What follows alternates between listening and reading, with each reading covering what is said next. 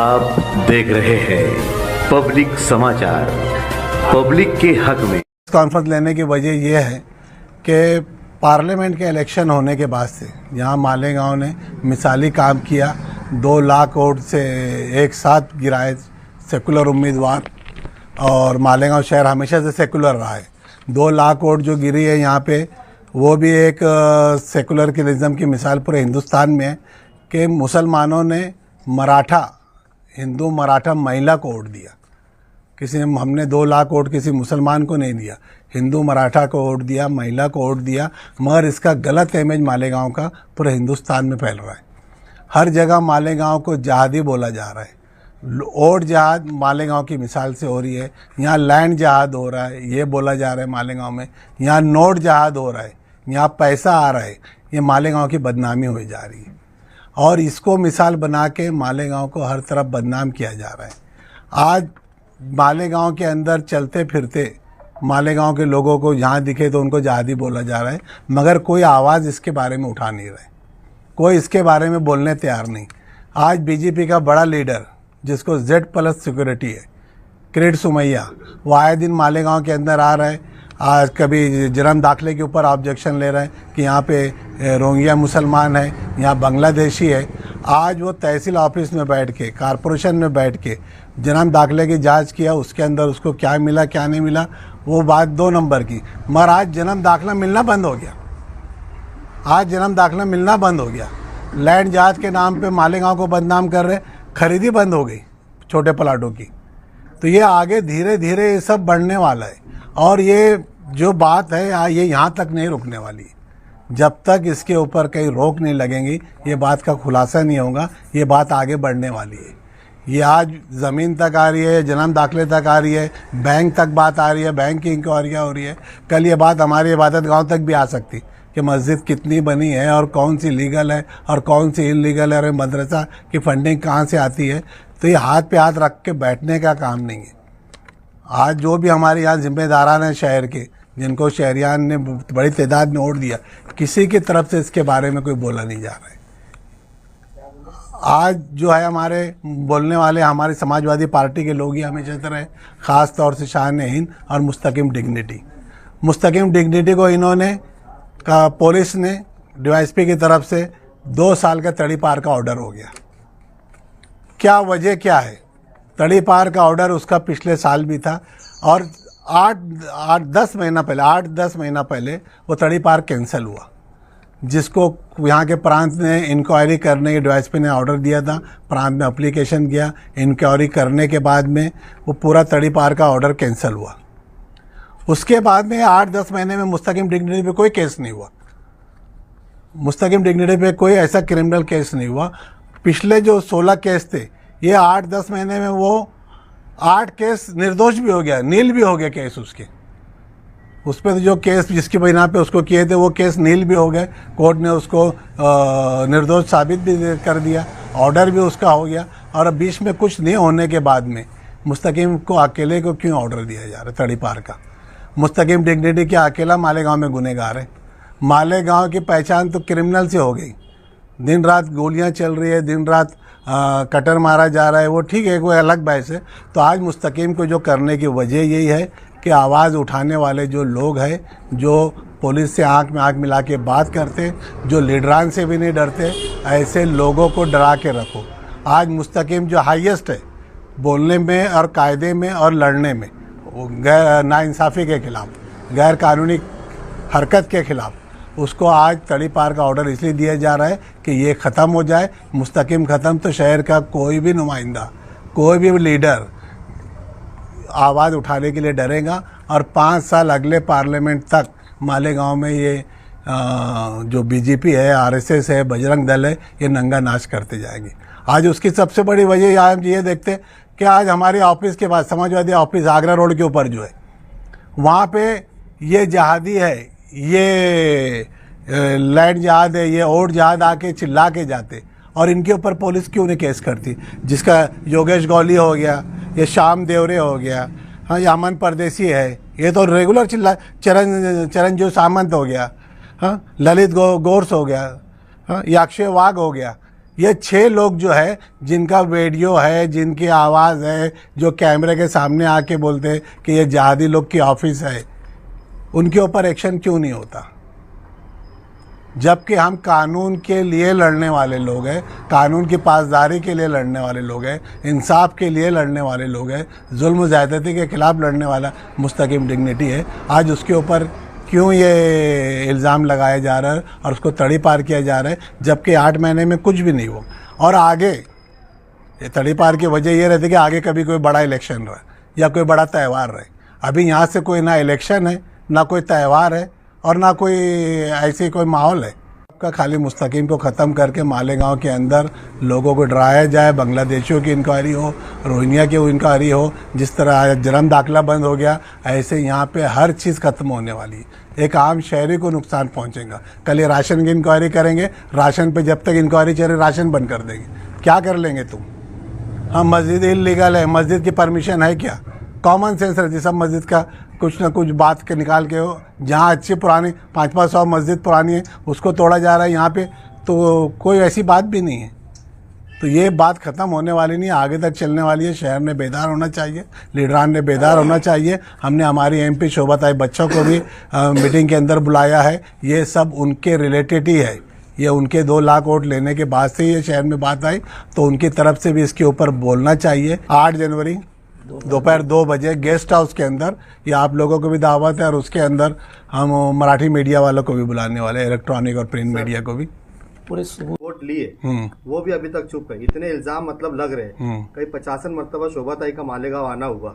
क्या ये उनकी नैतिक जिम्मेदारी नहीं है कि उन्होंने प्रेस कॉन्फ्रेंस लेकर इसकी वजाहत करना चाहिए? जो इल्जाम एक मराठा को वोट देने की वजह से मालेगांव के मुसलमानों पर लग रहे हैं, तो शोभाताई सी वोट लेने के लिए आई थी क्या? और आप लोगों ने क्या बराबर, एकदम सही बात बोले जाविर भाई। जाविर भाई का सवाल से कम जवाब ही है ये। हमारा भी बोलना यही है। सक्सो नदी के इस पार आकर कुरैशी नौजवानों को मार रहा है, उनको जेल में बंद करा रहा है। हमारे यहाँ के लोग जाकर उसके बाप का सत्कार कर रहे हैं। ये हमारे यहाँ की क़यादत है। लोग जा रहे हैं या शहर के लीडर जा रहे हैं? सभी जा रहे हैं ना, लीडर तो जा ही रहे हैं और दूसरे लोग भी जा रहे हैं। शहर की और नुमाइंदगी कमजोर इंशाअल्लाह ताला आप देखेंगे कि मिल्लत का दर्द क्या होता है, वो समाजवादी बताएगी। कुछ देर की खामोशी है, कुछ देर की खामोशी है, फिर एक शोर आएगा इंशाअल्लाह जनवरी ताला। को जो प्रेस कॉन्फ्रेंस होने वाली है जिसमें शोभाताई आएगी जी, तो शोभाताई बच्चाओं क्या इस मामले में पूरा जवाब देगी क्या? हम उसके सामने बात रखेंगे ना। सोहेल भाई, शोभाताई बच्चाओं को ये प्रेस समाजवादी पार्टी की आपकी ओर से जानिब बुलाई से जा रही है। समाजवादी पार्टी की तरफ से 8 जनवरी को रेस्ट हाउस में प्रेस कॉन्फ्रेंस बुलाई जा रही है। उसी का जवाब देने के लिए हमारी सोच ऐसी है कि जिनकी वजह से शहर बदनाम हो रहा है, ये उनकी अखलाकी जिम्मेदारी थी कि वो उसको निभाते, वो नहीं निभा रहे हैं। इसलिए हम लोग चाहते हैं कि उनको अपनी प्रेस कॉन्फ्रेंस में बुलाकर और बैठा लें ताकि मीडिया वाले उनसे सवालात कर सके। हम उनको दावतनामा देंगे, उनको बुलाएंगे। हम लोगों की सोच तो यहाँ तक है कि जिस तरीके से पूरे शहर को न सिर्फ वोट जिहाद के सहारे दूसरे तमाम इल्ज़ामात लगा के शहर को बदनाम किया जा रहा है, तो कहीं ना कहीं कांग्रेस पार्टी की भी जिम्मेदारी थी। मैं कहता हूं कि मुल्की सतह पर जब हो रहा, पार्लियामेंट के अंदर भी बोला जा रहा है, तो राहुल गांधी जी की भी जिम्मेदारी थी कि प्रेस कॉन्फ्रेंस लेके इस बात का दिफा करते, वो बताते कि किस तरीके से पिछली मरतबा मालेगांव में कितनी वोट मिली, आज कितनी वोट मिली, तजिजिया करके बताकर इनका जवाब देते। लेकिन जिनकी जिम्मेदारी थी अखलाकी, वो नहीं कर रहे हैं। तो शहर के मुफाद को पेश नज़र रखते हुए समाजवादी पार्टी आगे बढ़कर उनका जवाब देंगी, सबूत और बिल्कुल कागजी सबूत के साथ। जो काम आप लोग कर रहे हो, ये जिम्मेदारी एमएलए की भी है? ये जिम्मेदारी एमएलए की भी है, सारे पार्टी क्योंकि शहर ने उनको जिम्मेदार बनाया है। लेकिन शहरियान महसूस करें और देखें कि जिम्मेदार जिम्मेदारी नहीं निभा रहा है। इस ताल्लुक से शोभाताई से कोई बातचीत हुई है क्या? शोभाताई बच्चाओं से कुछ बातचीत हुई है, आज मिलने वाले और लेटर भी देंगे हम लोग। यानी ज़बानी तो जो थोड़ी बहुत बात हुई है, उन्होंने कहा था कि मैं आगे बात करूंगी, और हम लोग उनको एक तहरीर भी देंगे कि आप उस प्रेस कॉन्फ्रेंस में आइए, ताकि अगर कल वो इनकार ना कर सके कि भाई मुझे जवाब मिला था या नहीं मिला था। ऐसा अगर वो नहीं आए तो आगे आपका क्या लाया हम वो प्रेस कॉन्फ्रेंस लेंगे, उस प्रेस कॉन्फ्रेंस में हम सबूत के साथ हमारा मकसद जो शहर को बदनाम किया जा रहा है, लैंड जिहाद और वोट जिहाद और पैसा और दीगर तमाम बातें, और जो इनको तड़ी पार की नोटिस दी गई है, तो इसका हम लोग जवाब देंगे और आवाम को ये बताएंगे कि जो बोलने वाले हैं उनको इसलिए तड़ी पार की नोटिस दी गई कि वो बोले ना, और जिनकी जिम्मेदारी है वो बोल नहीं गए हैं। और कोई आए ना आए, प्रेस बताए कॉन्फ्रेंस बच्चों हो- आए ना आए, प्रेस कॉन्फ्रेंस होंगी। और ये शहर हमारा है, हमारी लड़ाई हम ही को लड़ना है, उसके लिए हम तैयार है। शोभा ताई नहीं आई तो उसके बाद आपका रिएक्शन क्या होगा? क्या हम आप तो ये उसका निषेध समझेंगे करेंगे कि वो क्या? आएंगी, पहले ये तो उसी वक्त बताएंगे। हम अभी उसको दावतनामा दिए हैं और वो ना बोले हाँ बोले, बात की बात है। मुस्तकिम डिग्निटी को कितने दिन का तड़ी पार का नोटिस दिया? 2 2 साल का। साल का दिया गया है, और बोलने वालों को तड़ी पार का नोटिस दिया जाता है, गुंगों को नहीं। सर एक सवाल मेरा भी देखिए, बोलो। डिग्निटी मिल्लत का सरमाया है और उनको तड़ी पार का नोटिस मिला तो मिल्लत का खसारा है। बेशक। और पूरी प्रेस कॉन्फ्रेंस में मिल्लत के मौजू पे है, तो ऐसे हालात में मिली नुमाइंदगी जो जमयत उलमा करती है, और वो भी ताई को बहुत अलल एलान हिमायत की थी, तो इस ताल्लुक से आप जमयत उलमा को किस नज़र से देखते हैं कि वो किस दर्जे में नुमाइंदगी करे? आपके शाना बशाना है या तो अपना अलग? जमीयत उलमा एक हमारी मजहबी वो भी है, सामाजिक काम में भी एक्टिव रहती है, कानूनी लड़ाई भी वो हमेशा से लड़ती आती है। तो जमीयत उलमा ने, ये तो कानूनी लड़ाई भी है, समाजी लड़ाई भी है, और उनका फ़र्ज़ भी है, उन्होंने हर तरीके की लड़ाई में हमारे साथ में आना चाहिए। मालेगांव शहर में जो जमीयतुल उलमा है वो इस शहर की शहरी क़यादत की गुलाम बन के काम कर रही है। की जानिब से जो है कुछ लोगों ने आपने उनसे बात की थी कि भाई ऐसा ऐसा हुआ, या फिर उन्होंने ये नहीं हुआ, आप उनके ऊपर सीधा कि वो उनके गुलाम बन के काम करे, किस वजह से आप बताएं? देखिए, जमीयतुल उलमा का एक अपना एक दस्तूर है, उनके दस्तूर के अंदर यह है कि वो किसी सियासी पार्टी की काम नहीं करेंगी और किसी सियासी पार्टी का अलल ऐलान सपोर्ट नहीं करेगी। लेकिन मालेगांव शहर की जमीयतुल उलमा ने स्टेज से सपोर्ट भी की है और अखबारात में उसकी हिमायत का ऐलान भी किया है। तो इससे क्या समझा जाए? इस वक्त जो हालात हैं और अच्छाई और बुराई पर इलेक्शन हुआ है, और तेरा मेरा क्या रिश्ता, ला इलाहा इल्लल्लाह मुहम्मदुर रसूलुल्लाह, इस पर इलेक्शन हुआ है। हमारी कायद मोहतरमा शान हिंद साहिबा इलेक्शन के अय्याम में बार बार बोल रही थी ये कि इसका भुगतान मालेगांव को भुगतना होगा। आज ये भूल गए, जैसा कि सर ने अभी बताया है, कि हम लोगों ने 2 लाख वोट किसी मुसलमान नुमाइंदे को नहीं दिए, हमने एक मराठा हिंदू, कट्टरपंथी हिंदू शोभा ताई बच्चाओं को हमने वोट दिए। तो क्या हम जिहादी हैं? नहीं, ये ख़ास तौर से समाजवादी के मकामी लीडरान बिलखुसूस मुस्तकीम डिग्निटी से दुश्मनी निकाली जा रही है, एक मुकम्मल साजिश है।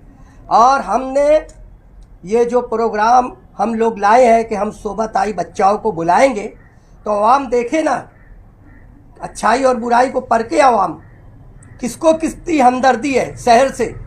पूरे शहर को बोला जा रहा है कि ये जिहादियों का गांव है, सिर्फ मुस्तकीम डिग्निटी को नहीं बोला जा रहा है, पूरे शहर को बोला जा रहा है। मस्जिद और मदरसा बताया जा रहा है कि यहाँ इतनी मस्जिद है, इतने मदरसा है। हम तो दावा करते हैं, जैसा कि मीडिया में कहा गया है कि बाहर मुल्की यहाँ आकर बांग्लादेशी यहाँ क़याम करते हैं। हम दावा करते हैं समाजवादी वर्कर कि एक बांग्लादेशी बता दो, हम उनको निकालेंगे, सिर्फ मालेगांव से नहीं निकालेंगे, हिंदुस्तान के बाहर निकालेंगे। और शोभा ताई की तो बहुत बड़ी जिम्मेदारी है, वो 50 बार मालेगांव आ रही है, लेकिन उनको इस बात पर ध्यान देना चाहिए कि उनकी वजह से मालेगांव बदनाम हो रहा है। शोभा ताई बच्चाओं की वजह से हमारा मालेगांव बदनाम हो रहा है। और यहाँ तो ऐसी मिसाल है जाबिर भाई कि शहर के जो जिम्मेदार शहरी है, जो पंचायती है, जो उलमा है, जो कायदीन है, जो हर किसी बुराई पर तड़प जाते हैं, तो उनको आगे आना चाहिए। जो अपने आप को गैर सियासी बोलते हैं, उनको आगे आना चाहिए। यहाँ तो ऐसी लीडरशिप हो रही है कि उसकी मिसाल ऐसी है कि अंधों की दुनिया में चश्मे का व्यापार हो रहा है।